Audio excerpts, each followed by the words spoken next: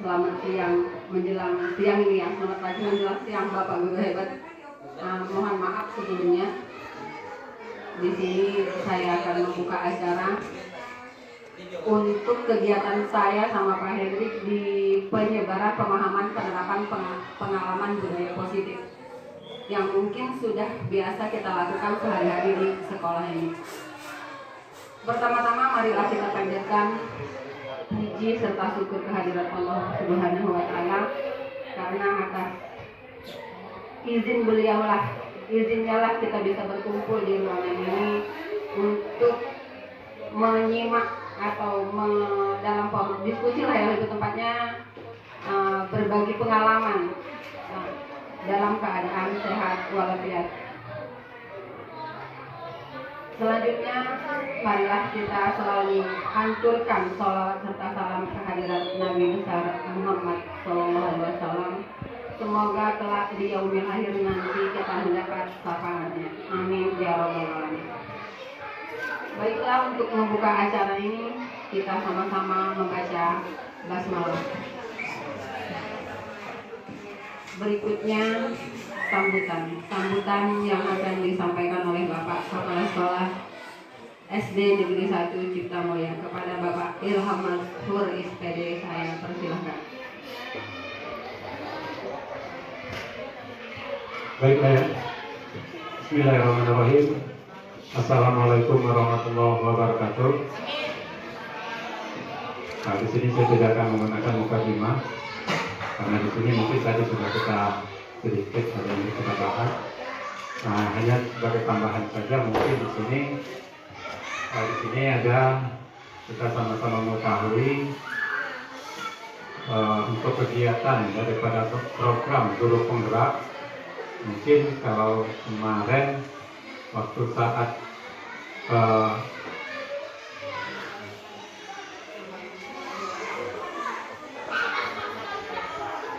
lomba karya yang pertama, saya mengharapkan kepada calon-calon guru penggerak yang ada di SD 1 Cipta Mulia ini bahwa harapan saya semua ilmu yang mereka dapat akan bisa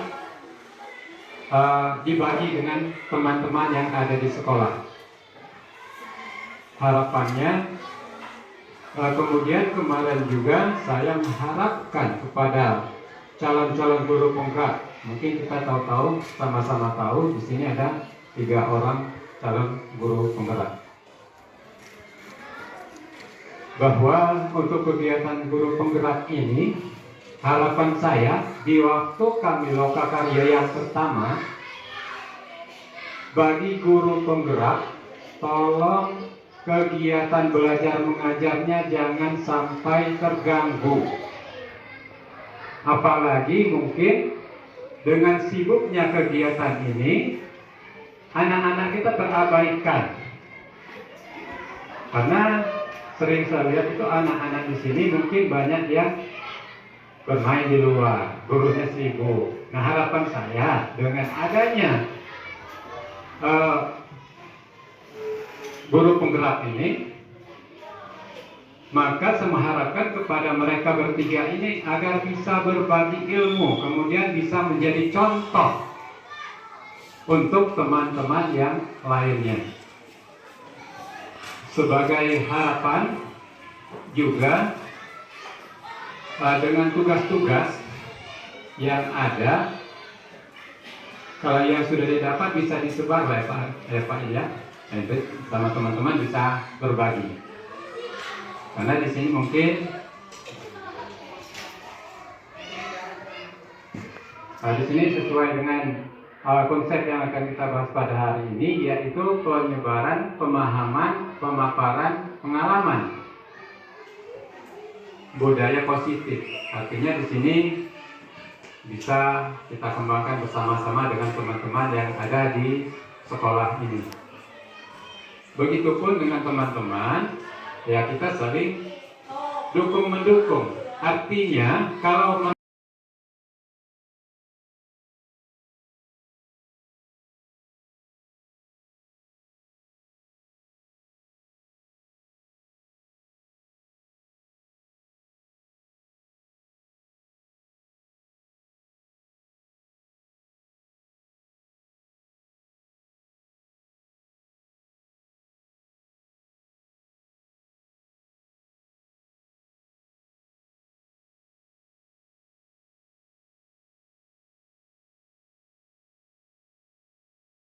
Ada kegiatan-kegiatan yang harus kita sampaikan dengan kawan-kawannya.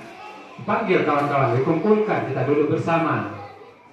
Bagi-bagilah ilmunya. Jangan pelit-pelit dengan ilmu yang kita dapat. Karena di sini mungkin kaitannya semuanya di dalam bidang pendidikan ya.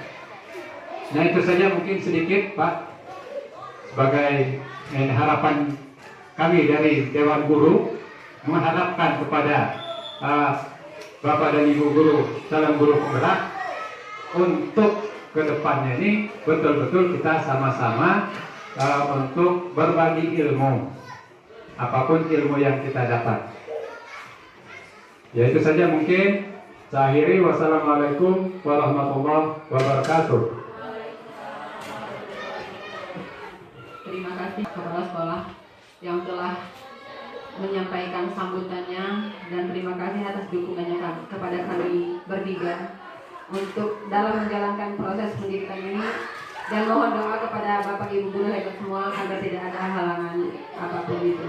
Untuk yang pertama kita masuk acara inti yang mungkin pembahasan pertama akan disampaikan oleh Bapak Hendrik SPD. Kepada Pak Hendrik kami persilahkan. Baik Bapak Ibu, mohon izin dan mohon maaf juga mengganggu waktunya sebentar. Assalamualaikum warahmatullahi wabarakatuh.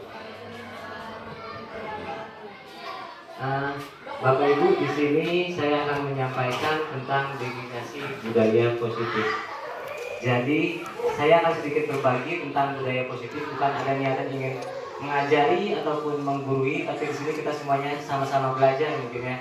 Karena disampaikan juga di sini hanya ingin menyampaikan sedikit informasi ilmu yang sudah kita dapat.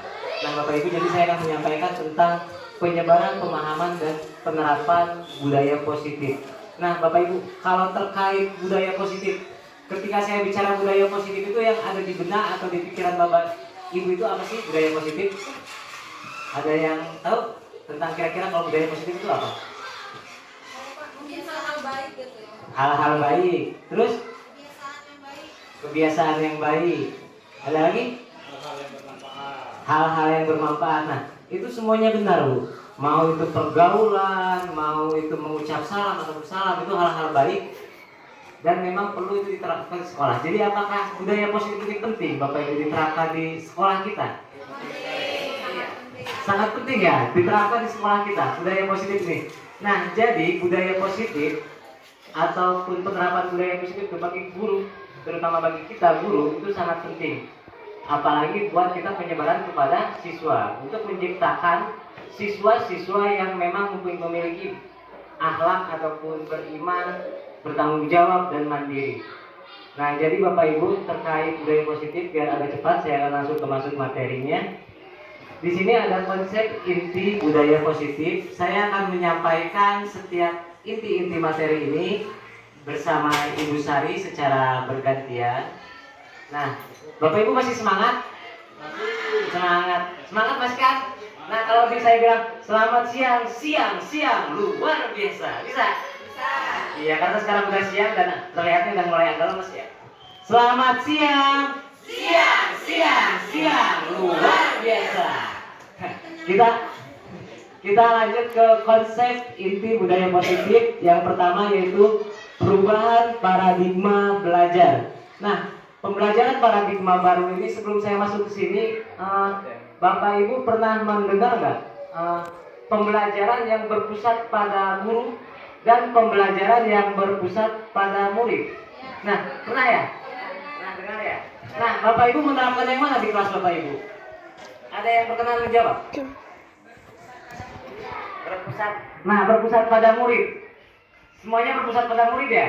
Mungkin saya bisa sama guru, Pak. Ada yang berpusat pada guru. Nah, kalau berpusat pada guru, hanya guru-guru saja yang memberikan materinya seperti ceramah tanpa memberikan sesuai dengan tadi itu Ki Hajar Dewantara, bahwa kita harus menciptakan siswa-siswa yang memiliki profil pelajar Pancasila. Nah, yang pertama itu beriman dan bertakwa kepada Tuhan Yang Maha Esa. Di sini berarti kita harus menciptakan siswa-siswa yang beriman. Yang kedua, berkebinekaan global. Berkebinekaan global itu Bapak Ibu terkait tentang pendidikan dan budaya. Apalagi di Indonesia banyak sekali suku dan budaya yang berbeda-beda. Yang ketiga, bergotong royong. Nah, kita harus menciptakan siswa yang bergotong royong. Di sini, Bapak Ibu, gotong royong itu diartikan bekerja sama. Jadi siswa itu dapat bekerja sama dengan siswa yang lainnya, atau siswa bekerja sama dengan guru. Kalau zaman sekarang disebutnya kolaborasi. Nah, kita juga sebagai guru harus menciptakan dimensi yang mandiri, bernalar kritis, dan kreatif. Nah, Bapak Ibu, jadi untuk menciptakan siswa-siswa yang memiliki profil pelajar Pancasila, kita harus merubah cara mengajar kita. Dari yang masih pakai cara metode lama diubah menjadi cara-cara yang metode baru, yang bervariasi, sehingga murid merasa nyaman. Memang ketika kita melakukan perubahan itu terasa berat, tapi bila kita merubahnya sedikit demi sedikit dan dengan niat dari dalam hati kita untuk berubah menjadi lebih baik, pasti itu bisa. Nah, kita lanjut ke miskonsepsi tentang teori kontrol. Jadi miskonsepsi itu Bapak Ibu ilusi. Nah, jadi kita sebagai guru memang bisa mengontrol siswa-siswa kita. Kita itu sebagai guru bisa mengarahkan siswa-siswa kita semau kita. Tapi itu salah Bapak Ibu. Itu hanyalah sebuah ilusi. Nah, jadi di sini ada ilusi guru mengontrol murid. Yang pertama itu ada ilusi guru mengontrol murid. Saya akan mencontohkannya seperti ini. Ketika Bapak Ibu menyuruh atau memerintahkan siswa untuk melakukan sesuatu atau untuk berubah diri menjadi lebih baik, mungkin siswa itu akan berubah jadi lebih baik. Bahkan akan Ibu lihat siswa itu berubah menjadi lebih baik. Tapi itu belum tentu Bapak Ibu, belum tentu itu akan merubah perilaku siswa seutuhnya. Kenapa? Karena tidak didasari oleh motivasi dalam diri siswanya. Jadi walaupun Ibu melihat secara langsung siswanya sudah berubah, sudah melakukan apa yang Ibu inginkan, tapi dia tidak akan berubah secara langsung, teoriknya. Jadi mereka akan, ketika Bapak Ibu tidak masuk atau ketika Bapak Ibu sedang lelah, mereka akan melakukan lagi kesalahan yang sama, bahkan lebih parah mungkin. Kenapa? Karena mereka tidak diimbangi dengan motivasi dalam diri. Nah, yang kedua ada ilusi bahwa semua penguatan positif, efektif, dan bermanfaat. Nah, di sini ada kata penguatan positif, berarti istilahnya kerujukan atau keajakan-ajakan hal yang positif. Nah, itu juga belum tentu juga akan baik ya, karena itu semua ilusi. Ketika Ibu membujuk, merayu siswa untuk melakukan sesuatu hal, belum tentu dia akan melakukan secara konsekuen atau terus-menerus. Nah, jadi Bapak Ibu, yang selanjutnya ada ilusi bahwa kritik dan membuat rasa bersalah mampu menguatkan karakter. Nah, ketika Bapak Ibu mengkritik siswa, terus membuat mereka bersalah, terus mereka berubah sesaat bila tidak didasari dari hati mereka, dari hati nurani untuk berubah, mereka akan melakukan hal yang sama. Kenapa? Karena kurangnya motivasi diri dalam siswanya. Nah, yang selanjutnya ilusi bahwa orang dewasa berhak memaksa. Nah, Bapak Ibu guru, di sini kita memang sebagai guru merasa kita itu lebih dewasa dan pasti lebih dewasa daripada murid, benar nggak? Iya, pasti kita merasa bahwa kita itu lebih dewasa dan wajib memaksakan. Sebetulnya tidak Bapak Ibu, kita tidak berhak mewajibkan ataupun memaksa kepada siswa kita. Misalkan saya akan memberi contoh kepada kita sama rekan guru. Ketika saya misalkan diingatkan oleh teman atau rekan sejawat saya, Pak Hendrik cara mengajar Pak Hendrik salah loh, bukan seperti itu, seperti ini. Apakah saya akan berubah? Ya belum tentu ya, bisa berubah, bisa tidak. Itu tergantung pada diri saya. Sama halnya ketika Bapak Kepala Sekolah memerintahkan gurunya, apakah Bapak Ibu akan melakukan? Ya belum tentu ya. Bila hal yang positif akan dilakukan dan bila tidak mungkin tidak akan dilakukan. Misalkan seperti ini Bapak Ibu, ketika Kepala Sekolah menyuruh Bapak Ibu datang sebelum 7.15, apakah Bapak Ibu akan melakukan? Tentu tidak, bisa melakukan dan bisa tidak. Itu tergantung pada diri Bapak Ibu. Mungkin Bapak Ibu melakukan dan hadir jam 7.15. Karena kenapa? Karena Kepala Sekolah sudah standby, sudah memantau, sudah mengontrol. Dia sudah datang jam 7. Jadi Bapak Ibu datang terus jam 7 sebelum 7.15. Tapi karena Kepala Sekolah ada kegiatan rapat dan dia berhalangan, Bapak Ibu tahu, apakah Bapak Ibu akan tetap hadir jam 7.15? Belum tentu ya. Belum tentu Bapak Ibu bisa hadir sebelum itu. Nah, Bapak Ibu, ketika kita memiliki motivasi yang diri yang lebih kuat, kita akan tanpa paksaan, tanpa pantauan, kita akan melakukannya dengan senang hati. Jadi harapannya motivasinya dulu mungkin ya. Nanti akan dibahas tentang motivasi diri ini lebih dalam di materi yang selanjutnya. Ada motivasi diri itu jadi motivasi intrinsik. Nah, kita akan mengubah teori kontrol tadi, mengubahnya menjadi paradigma stimulus respon ke pendekatan teori kontrol. Nah, di sini kita akan mencoba mengubahnya. Jadi kita mencoba mengubah orang lain berpandangan sama dengan kita. Itu menurut stimulus respon. Nah, jadi kita itu memang sulit Bapak Ibu mengubah seseorang dengan keinginan kita. Nah, itu kan menurut stimulus responnya. Kalau menurut teori kontrolnya, kita berusaha memahami pandangan orang lain tentang dunia. Nah, jadi kita akan berusaha untuk memahami dirinya. Kenapa sih dia seperti itu? Nah, seperti itu ya Bapak Ibu. Yang selanjutnya, perilaku buruk dilihat sebagai suatu kesalahan. Ini menurut stimulus respon. Jadi ketika seseorang berperilaku buruk, dia akan langsung dicap salah bahwa dia itu salah. Nah, yang menurut teori kontrolnya, semua perilaku memiliki tujuan. Nah, jadi Bapak Ibu, ketika ada seseorang yang berbuat buruk atau berbuat salah, kita jangan langsung memarahi atau menghujatnya, tapi kita tanya dulu, kenapa sih kamu kayak gitu? Apa sih alasannya? Apa sih tujuannya? Nah, yang selanjutnya, orang lain bisa mengontrol saya. Nah, di sini kembali lagi ke motivasi diri ya. Orang lain bisa mengontrol saya itu. Kalau menurut teori kontrolnya, hanya Anda yang bisa mengontrol diri Anda. Nah, jadi Bapak Ibu di sini tidak ada yang bisa mengontrol diri kita sendiri kecuali diri kita sendiri yang bisa mengontrolnya. Nah, yang kedua, pemaksaan. Yang selanjutnya, pemaksaan ada pada saat bujukan gagal. Ini menurut stimulus respon. Nah, ketika kita membujuk kepada siswa, terus siswanya membujuk, masih gagal, dirayu, masih gagal, kita akan memaksakan kepada siswa. Nah, itu menurut stimulus respon. Kalau menurut teori kontrolnya, kolaborasi dan konsekuens menciptakan pilihan-pilihan baru. Nah, ketika ada siswa yang memang merasa bersalah atau melakukan kesalahan, kita harus berkolaborasi dengan siswanya, mencari solusinya. Jadi kita mengajarkan siswa itu bertanggung jawab. Jadi ketika kita mengajarkan tanggung jawab, dia akan merasa bertanggung jawab tentang apa yang dilakukannya dan harus apa. Dia tidak akan mencap dirinya itu salah. Nah, yang ketiga, yang terakhir, model berpikir menang atau kalah. Itu menurut stimulus respon yang teori kontrolnya, model berpikir menang-menang. Jadi ketika kita berhadapan dengan siswa, Bapak Ibu, kita harus berpikirnya menang-menang, jangan menang kalah. Jadi kita juga harus menerima dan berada di posisi mereka. Ketika kita, mungkin saya memberi contohnya seperti ini. Jadi ketika tadi itu siswa melakukan kesalahan, kita harus mencari alasannya dan mencari solusinya, didampingi oleh gurunya. Nah, yang selanjutnya yaitu ada disiplin positif. Nah, dalam budaya kita, makna kata disiplin ini telah berubah menjadi sesuatu yang dilakukan seseorang pada orang lain untuk mendapatkan kepatuhan. Kata cenderung menghubungkan kata disiplin dengan ketidaknyamanan.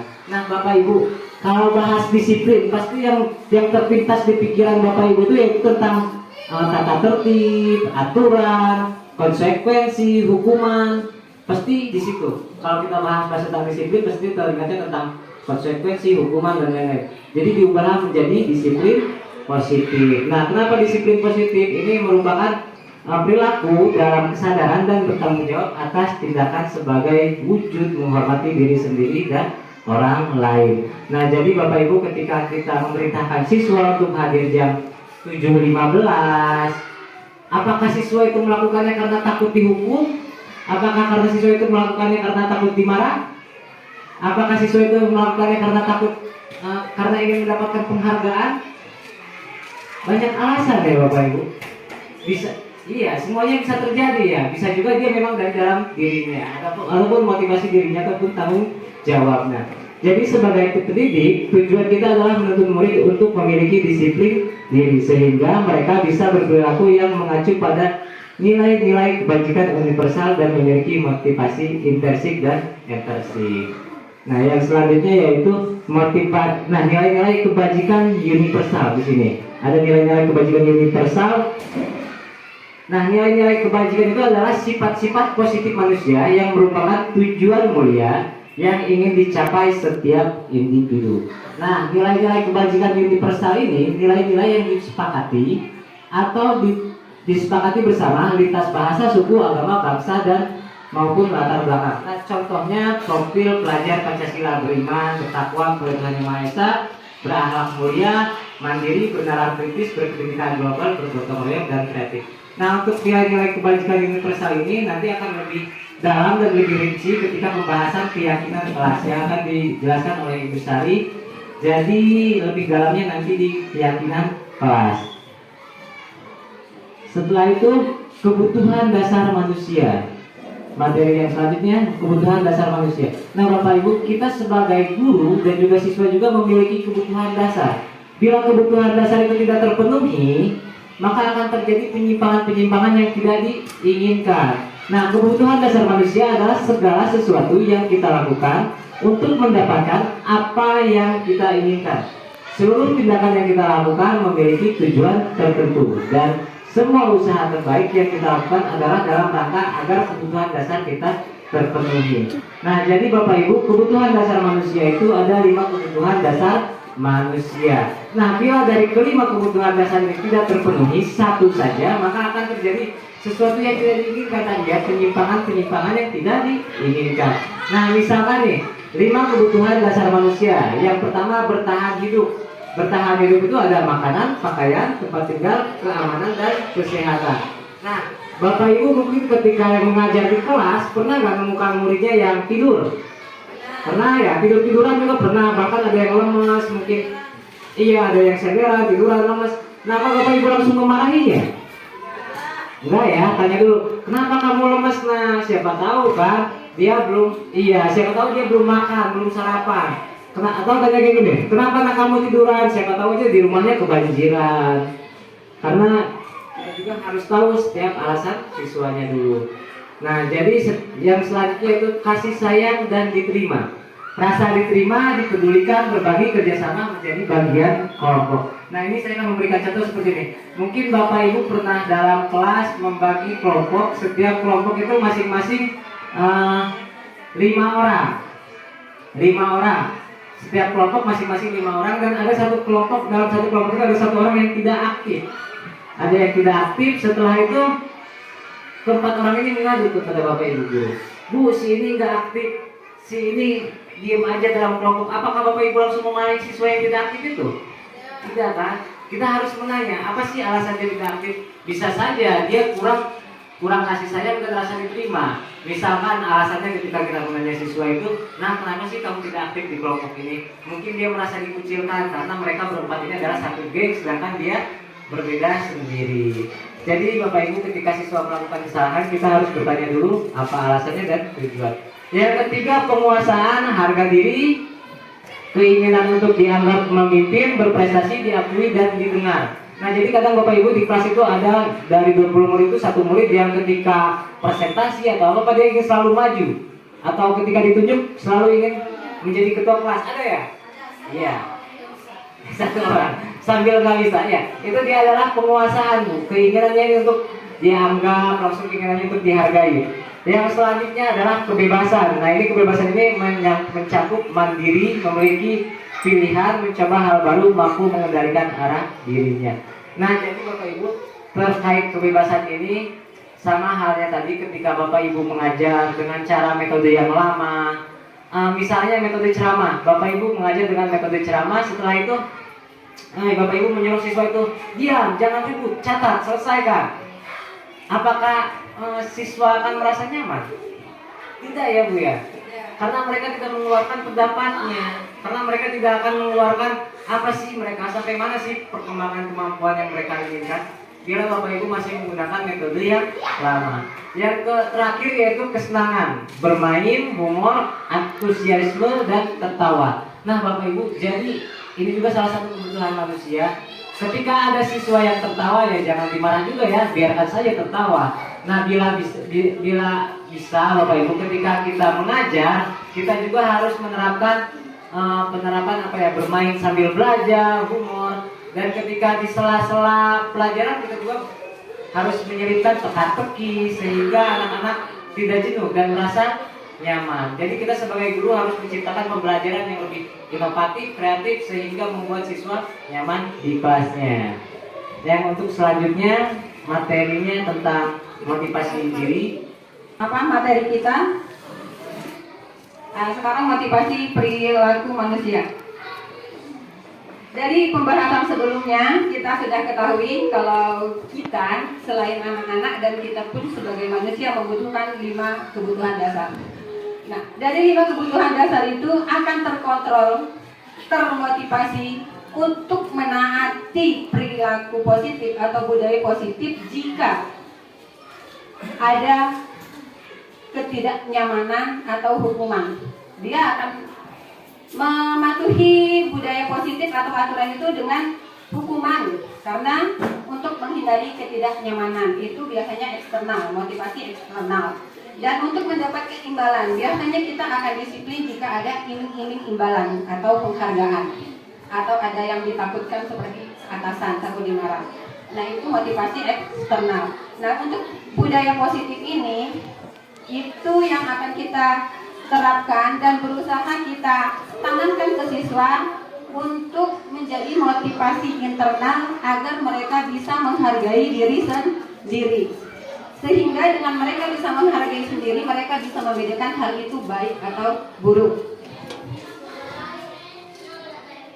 Nah, karena menurut Ki Hajar Dewantara, merdeka itu artinya tidak hanya terlepas dari perintah, tetapi juga cakap memerintah dirinya sendiri, yaitu yang kaitannya tadi dengan motivasi eksternal yang dianjurkan oleh budaya positif yang sejognyanya memang sudah kita terapkan sebenarnya, cuman harus berkesinambungan dan membutuhkan waktu yang tidak sebentar. Nah, dari teori-teori dari pengendalian diri tadi dengan hukuman, dengan adanya hukuman untuk mengendalikan diri itu tidak terancam atau tidak tiba-tiba. Dengan hukuman itu dengan tiba-tiba, terus murid tidak tahu apa yang terjadi dan tidak dilibatkan dengan alasan kesalahan. Jadi murid ini bertanya-tanya dalam hati, saya kenapa kok saya jadi seperti ini kan, gitu kan? Yang ketiga dari hukuman ini bersifat satu arah. Jadi bersifat satu arah di sini itu yang punya keputusan, yang punya konsekuensi gurunya. Siswa tidak tahu alasannya dan mengapa dan tujuan akhirnya seperti apa dari hukuman itu. Yang keempat berupa hukuman fisik, biasanya fisik atau psikis, mentalnya. Fisik misalnya hukuman ini yang bersifat fisik, anak telat datang upacara dihukum di depan bendera, itu fisiknya kan sakit dan mentalnya juga malu, terkikis dari temannya. Cuman kalau konsekuensi itu terancam disepakati, udah ada kesepakatan awal. Yang kedua, murid tetap dibuat tidak nyaman. Yang ketiga, sikap guru selalu memonitoring, selalu mengawas-awasi dia. Jadi selalu diawas-awas, aduh saya dilihat jadi selalu ada rasa was-was dari si anak. Nah, kalau restitusi ini yang dianjurkan prosesnya menciptakan kondisi bagi murid untuk memperbaiki kesalahan. Jadi anak ditanya bagaimana, apa alasan tindakan dia, terus ditanya lagi apa keyakinan dan kesepakatan yang harus dia jalankan. Itu dari restitusi. Dan yang kedua dari restitusi ini, proses kolaboratif yang mengajarkan murid untuk mencari solusi sendiri. Jadi dengan kita tanya kenapa kamu bertindak seperti itu, apa alasannya, jadi anak akan merenung tujuan dia datang ke sekolah itu seperti apa yang harus dia lakukan. Itu kita pancing dengan pertanyaan-pertanyaan romantis agar dia menyadari kesalahannya. Yang berikutnya 5 posisi kontrol guru. Guru mempunyai 5 posisi kontrol terhadap siswanya, diantaranya yaitu penghukum. Guru bisa bertindak sebagai penghukum. Yang kedua, bisa bertindak pemberi rasa bersalah kepada anak. Dan ketiga, memantau. Yang keempat, bisa berada di posisi teman. Dan yang kelima, bisa berada di posisi manajer. Di posisi menghukum, kita ambil contoh ketika ketika siswa memakai atribut tidak lengkap saat upacara bendera. Bagaimana posisi kita sebagai guru di posisi penghukum? Kita panggil anak itu di posisi penghukum, kita akan menghukum anak selama 1 jam di depan tiang bendera. Itu posisi penghukum. Yang untuk posisi rasa bersalah, kita akan memberikan perlakuan berapa kali bapak atau ibu harus memberi kamu. Kamu selalu saja mengecewakan bapak ibu guru. Nah itu memberi rasa bersalah. Jadi sana ada rasa bersalah. Rasa bersalah ini mungkin akan berkepanjangan. Untuk posisi teman, posisi kontrol sebagai teman, kata-kata yang sering kita ucapkan sebagai teman ketika anak tidak memakai atribut lengkap saat upacara, ayo dong ikuti upacara sekolah, tolong bantu ibu atau bapak atau ibu guru ya, sekali ini aja. Ya sudah, tidak apa-apa, lain kali jangan berbuat seperti ini lagi ya. Jadi selalu lembut sebagai ini. Sebagai teman, condongnya kita tidak dipatuhi. Hanya guru tertentu saja yang dia patuhi. Ketika guru lain yang menegur, si anak ini tidak akan patuh. Itu sebagai posisi kontrol teman. Kenapa tidak dipatuhi guru yang lain? Karena dia hanya merasa kedekatan dengan salah seorang guru aja, tidak semua guru. Untuk posisi pemantau, kamu sudah melanggar peraturan sekolah, kamu tahu konsekuensinya. Setelah upacara, kamu beli atribut ya di koperasi sekolah dan jangan diulangi lagi. Nah, dari posisi ini, apakah lebih lebih efisien dibanding teman? Belum tentu juga, tergantung ke anak lagi masuk lagi ke motivasi intrinsik dari si anak tadi udah terbangun apa belum. Nah, di posisi yang kelima ini sebenarnya posisi paling tinggi, yang posisi yang seharusnya sudah mampu kita gapai tapi butuh berproses, yaitu posisi manajer. Apakah kamu tahu kesalahanmu? Kira-kira bagaimana kamu memperbaiki kesalahanmu? Nah, di situ dia sebagai manajer.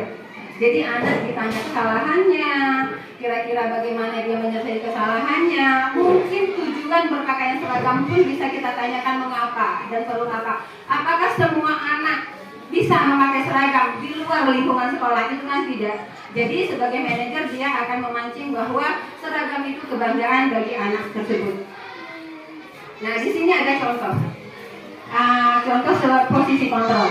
Jika ada pertanyaan ini menurut Bapak Ibu guru, ada suatu kata-kata ini, kira-kira ini nanti termasuk di posisi kontrol apa? Saya kecewa sekali dengan kamu. Menurut Bapak Ibu itu termasuk posisi kontrol hukum, teman, pesan bersalah ya. Saya kecewa sekali dengan kamu, ya benar.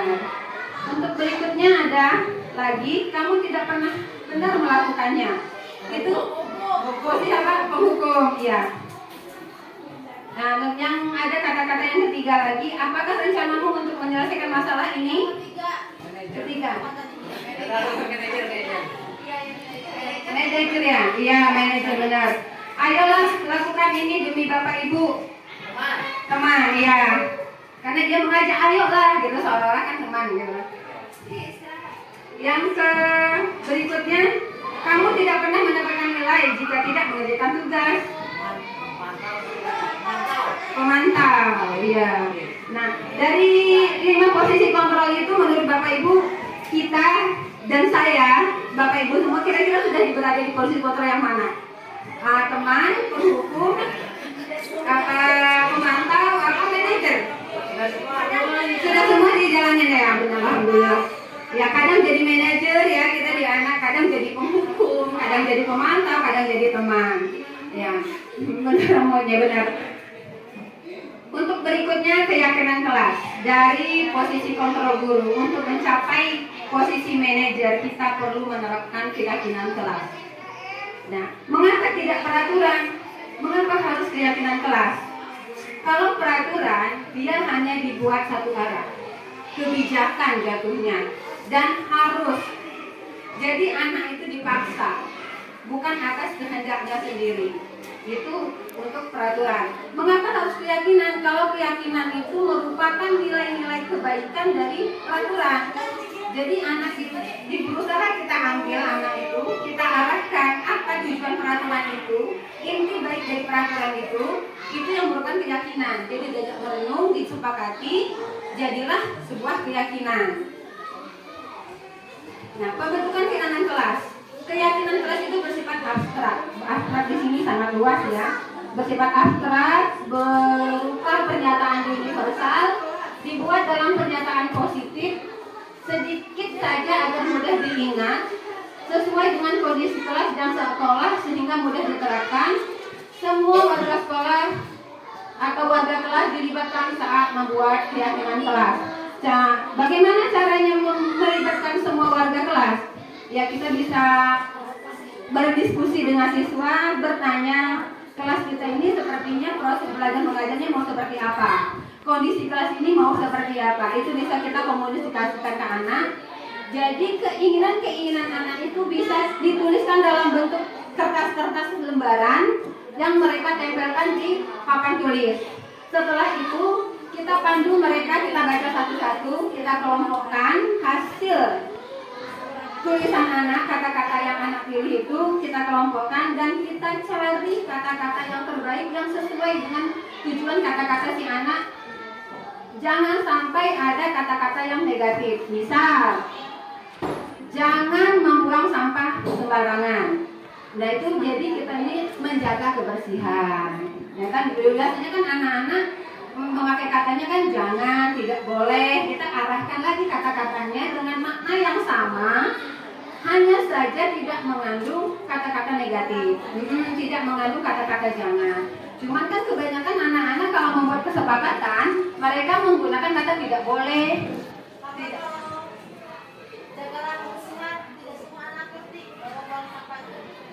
Iya, benar. Iya, jangan buang sampah, kalau enggak jangan. Iya, kebersihan. Cuman ada penjabaran lagi di bawahnya apa. Jadi kan nanti setelah terbentuk kesepakatan, sudah kita kelompokkan, sudah kita pilah dengan kata-kata yang lebih positif. Kesepakatan itu kita buat kolom, buat ke dalam bentuk tabel. Mereka membubuhkan tanda tangan bahwa mereka juga sudah menyepakati itu. Jadi ketika ada pelanggaran dari keyakinan kelas, kita bisa ambil sikap atau ambil menengahi dengan cara menggunakan segitiga restitusi. Misal, kamu tentunya punya alasan mengapa melakukan itu ada di tindakan yang validasi tindakan yang salah. Jadi dalam validasi tindakan yang salah, ketika ada pelanggaran dari keyakinan kelas atau keyakinan sekolah, itu ada validasi tindakan salah. Contoh kata-kata yang bisa kita ucapkan, kamu tentu punya alasan mengapa melakukan itu ke anak ketika dia melakukan pelanggaran dari keyakinan yang kita sepakati. Yang kedua, adakah cara yang lebih efektif untuk mendapatkan apa yang kamu butuhkan?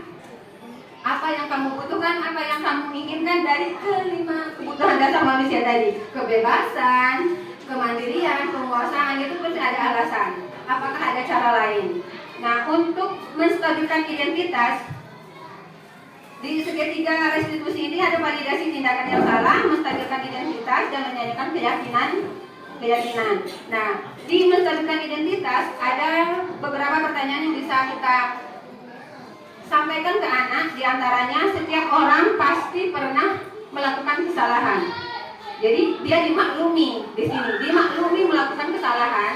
Hanya saja dia harus bisa menyatakan alasan dia berbuat salah itu apa. Ya, yang kedua ada pertanyaan yang bisa kita ajukan berikutnya.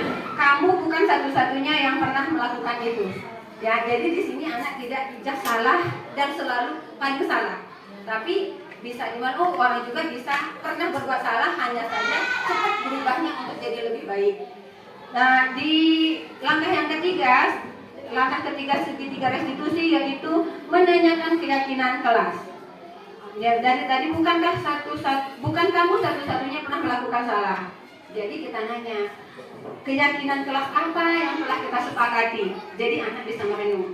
Jadi keyakinan kelas yang dibentuk tadi. Jadi beberapa tadi yang dengan cara kesepakatan kata-kata yang telah ditulis dalam bentuk lembaran yang kita sepakati dalam bentuk tanda tangan.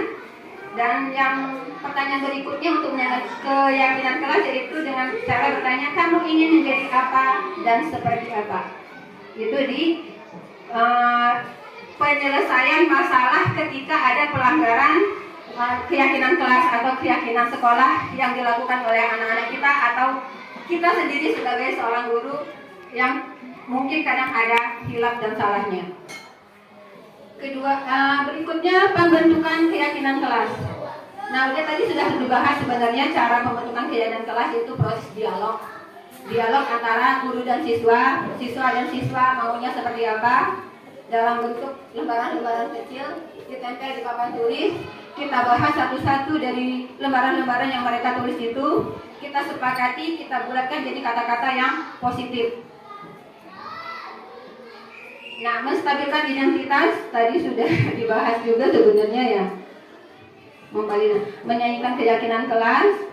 Nah, itu ada 3 langkah penjelasan tadi dari pelanggaran keyakinan kelas ada 3 langkah penyelesaian, yaitu menggunakan segitiga restitusi, yaitu menstabilkan identitas. Ini prinsipnya berdasarkan prinsip pembuatan kesalahan adalah bagian dari pelajaran proses. Jadi di sini anak tidak dijudge salah dan tidak mungkin bisa berubah, tapi masih bisa dimaklumi kalau kesalahan itu masih bisa dirubah dan diperbaiki dan hal wajar dalam proses pendidikan, itu hal yang wajar. Yang kedua, ketika ada pelanggaran kita bisa melakukan validasi tindakan yang salah, memvalidasi seperti prinsipnya itu berdasarkan prinsip perilaku, berupaya memenuhi sesuatu kebutuhan tertentu karena kebutuhan dasar manusia tadi seperti yang dipaparkan oleh Pak Hendrik, ada beberapa yang sebenarnya pengen dicapai, dituju. Jadi kesalahan-kesalahan itu bukanlah bentuk kesalahan yang sesungguhnya sebenarnya, hanya saja kita tidak tahu tujuan si anak. Makanya di validasi tindakan di segitiga restitusi kita akan menanyakan alasan-alasan mereka bertindak salah itu apa. Dan menanyakan keyakinan. Dan dari alasan-alasan perilaku yang tidak sesuai dengan keyakinan, kita akan membalikan ke anak bahwa keyakinan yang telah disepakati itu seperti apa.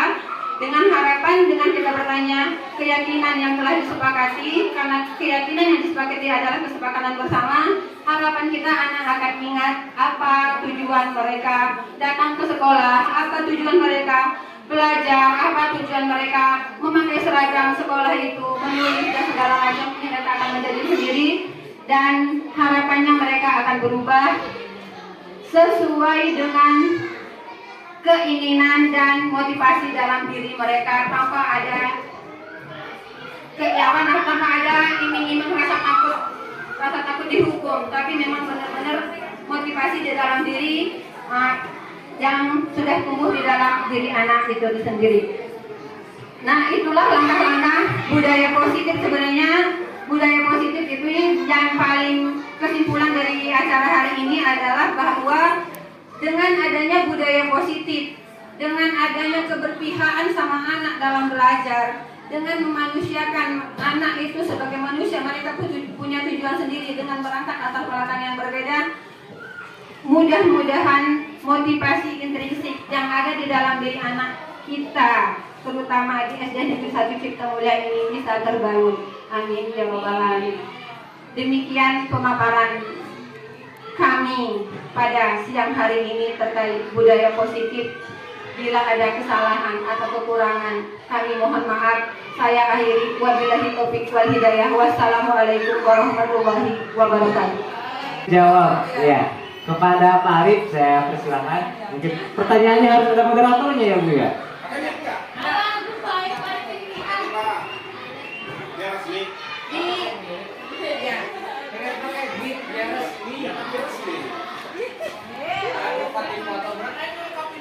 Baik. Gak kelihatan Pak Arif. Mohon narasumbernya duduk dulu biar agak tenang. Iya Bu. Banyak loh pertanyaannya. Sebelumnya saya secara pribadi mengucapkan terima kasih atas penyampaian materi. Ya tentunya dari setiap penyampaian, baik itu dari pemateri pertama maupun pemateri kedua, tentunya membawa nilai-nilai positif dan juga bersifat pengembangan dalam hal pengetahuan untuk kita semua. Pengembangan tersebut terkait dengan pelaksanaan proses belajar mengajar yang sehari-hari memang kita laksanakan di sekolah. Sebelumnya, mungkin ini bukan pertanyaan Bu, tapi kita berbagi pandangan. Kita mungkin saling mengingatkan, karena tentunya walaupun bagaimana kita hanya manusia biasa yang tidak luput dari hilaf dan lupa. Tentunya mungkin kita saling mengingatkan sebagai rekan, sebagai sesama praktek ya, praktek mengajar lah intinya di satuan pendidikan kita di sini. Yang pertama, mungkin saya ingin menyampaikan, Bapak Ibu tahu dengan profesi dosen. Tahu Pak ya, Bu? Bapak Ibu tahu dengan profesi dokter, profesi polisi, profesi mungkin menteri pendidikan dan menteri-menteri yang lain. Kira-kira menurut Bapak Ibu yang mengisi profesi-profesi tadi, baik polisi, dokter, TNI, dosen, guru, kita juga sebagai guru, kira-kira itu diisi orang-orang yang hebat bukan? Menurut Bapak Ibu? Menurut saya pribadi sangat luar biasa hebat. Dan apakah yang mengisi profesi itu saat ini melalui tahapan pendidikan yang sekarang atau pendidikan yang dulu zaman SD-nya? Yang mengisi profesi itu tentunya melalui tahapan pendidikan SD di zaman dulu, bukan di zaman sekarang. Tapi kenapa mereka menjadi orang-orang hebat? Artinya, Bapak Ibu, pendidikan di zaman dulu itu bukan tidak baik. Itu sangat baik di zamannya. Nah, hal yang perlu kita samakan persepsi saat ini adalah sifatnya pengembangan. Pengembangan bagaimana menyesuaikan dengan zamannya. Kalau di zaman dulu mungkin, kalau Pak Din, Bu Juras mungkin mengalami tentunya fasilitas mengajar itu tidak ada. Bahkan tidak sedikit orang tua kita itu hanya bisa menulis pakai papan kayu, dan setelah belajar dihapus, besoknya dipakai lagi. Artinya kenapa? Saat itu penyesuaian kurikulum, penyesuaian tindakan itu menyesuaikan di zamannya. Nah, seperti itu. Dan sekarang sifatnya pengembangan.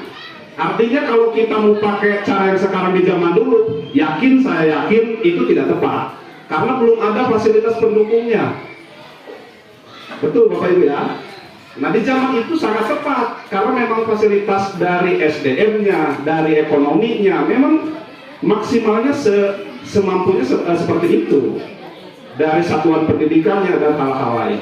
Artinya kita perlu samakan persepsi bahwa budaya positif ini sifatnya pengembangan, tidak memvonis bahwa hal yang lama itu jelek, hal yang lama itu buruk, tetapi sifatnya pengembangan. Yang dulu baik mungkin kita kembangkan menjadi lebih baik di zaman sekarang, karena sudah serba teknologi, sudah serba mudah ya Bapak Ibu. Jadi banyak hal-hal yang